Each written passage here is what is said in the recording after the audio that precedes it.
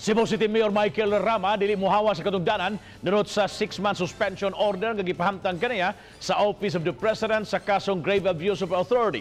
Anang report ni Alan Domingo. Mr. President, Benigno Aquino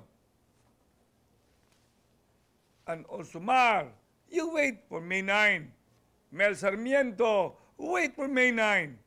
And my opponent, all of them, wait for May 9. Then let the people speak. Please, please, don't try to do what is wrong. Wa pa madawat ni Mayor Mike Rama ang suspension order apan iyang gihulagway nga usa kini ka pamolitika.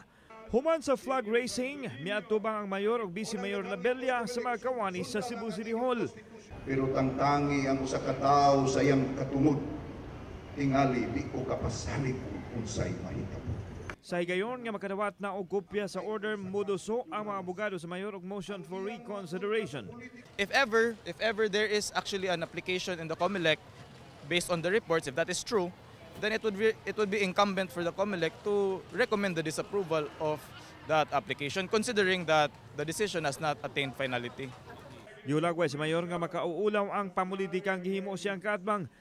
Samtang nanawagan usab ang mayor sa mga supporters nga magmabugnaon apan dili siya kasiguro kung mapugnan ang himuon sa mga tao galing ipatuman ang suspension order.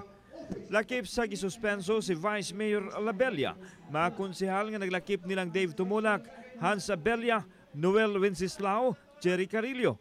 Walo usab gikan sa BOPK nga silang Alvin Dizon, Mary Ann de Los Santos, Eugenio Gabuya, Roberto Cabarubias, Alvin Arcilla, Nida Cabrera ug Cicinio Andales.